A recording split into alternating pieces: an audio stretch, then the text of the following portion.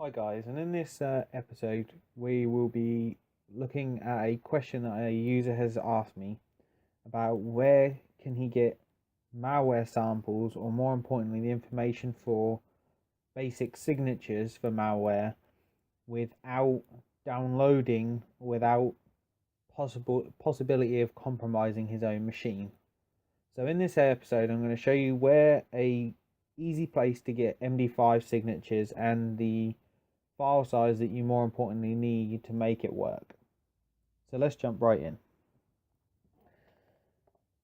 Right, we're going to head over to openmalware.org. Openmalware.org is a malware archive on the internet, and this will mean that you don't have to download it. So we are going to simply type in a basic antivirus signature name of worm, and it's instantly going to bring up some of the information we want. So we've got a sample ahead of us. We know basically what it was. It's a copy of the blaster worm, and we have some of the basic information we want. We have the MD5 hash here, and more importantly, if we open the virus total link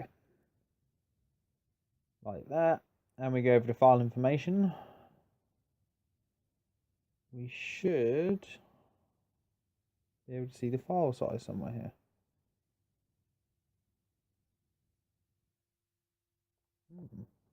Additional information. Oh yes, additional information. You go over to additional information, you scroll halfway down there, right here will be file size. And that's the bit we want. We want file size and we want the MD5. So both of these can be collected from the virus total page without infecting you, or without you having to download the file. So here we get a nice big list of other file names that have been detected. This would be useful for later on when you're looking to write generic and hysteric detection algorithms. Some pieces of malware repeat the name they like. A lot of them use invoice, a lot of them use other things along the line, payment, and it will be useful for a generic detection algorithm. So I'm just going to show you quickly how to do this. So we're going to go over to our database tab. I'm going to click add, and instead of clicking browse, what we're going to do is we're simply going to take the MD5 hash here, and we are going to put it in our signature. We're then going to put the two dots in, and then, did we just take the right MD5 hash? We did not. Do watch out for this, because I just made a rookie mistake. Someone had named the file name the MD5 hash, which in a later episode when we do collecting your own samples using Cuckoo and analyzing them with your own with Cuckoo, that would be very useful. So we're going to come back here and we're going to use the worm.blaster. Now we're not going to copy their entire signature because that's just plagiarism. So we're going to have a look at exactly what this file information tells us. Now we know it's a Win32, which is useful. It's information that I would have put in. So I'm going to go with win32.worm.blaster, and then just to be sure, I am going to put IRC bot at the end.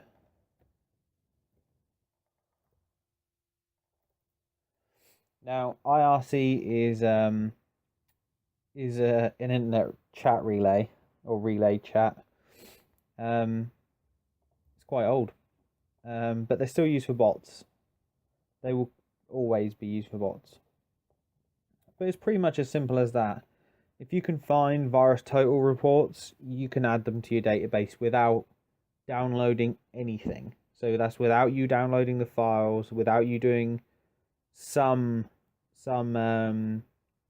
analyzation A lot of these virus total reports will give you a good amount of information for beginners.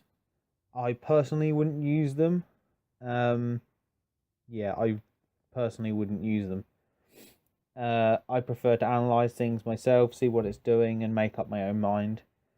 I do have some automated scripts that we've designed that clump malware together based on actions in the sandbox. So whether it creates a file, whether it checks a file exists, and those clumps generally give you families of malware. So as we can see here, we're getting Wootbot turn up a lot, and here and there, and there, and here, and here, and here, and here. That would give you some idea that the Trojan you've just found is Wootbot, and it will probably have some distinctive means of being detected.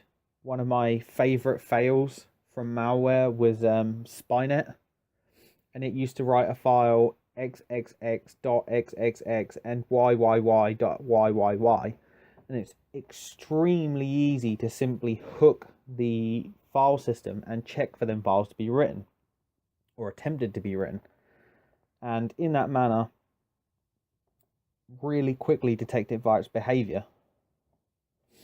Unfortunately, most malware is not like this, and it is most of the time extremely difficult, and it takes a lot of reverse engineering for you to be able to definitively say it's this or it's that. Ooh, I've just added that as something wrong.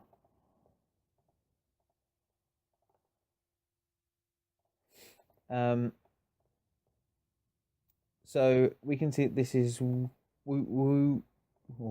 So if we go back to add, our settings will still be there. So we'll check to see, this is a Win32 executable. You will find most things are Win32 executable as they run on both Windows 32 and 64-bit. So we're going to call it Wootbot, and we're going to add. MD5 is most certainly the most basic method of signature base, so I would not spend a lot of time doing this. This only detects this file.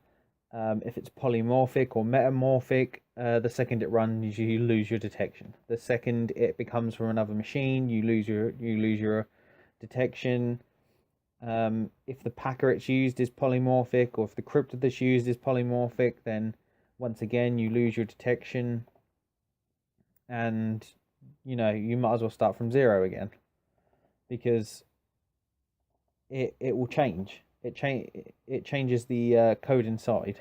Actually, I might as well explain them whilst I'm talking about it. I'll confuse some people if not.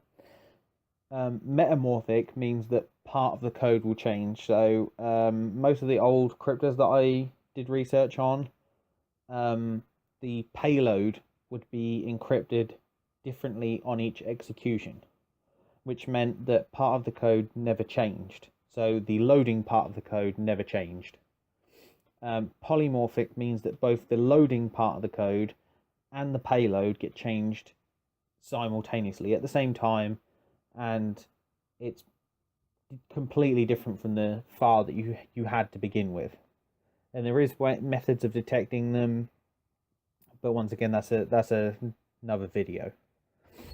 But anyway, so this was the answer for I believe it was Matthew, and very simple. Just go through, add them one by one, and it will increase your detection, but not by a great deal. Anyway, thanks for watching. Please comment, like, and subscribe, and I'll see you on the next video.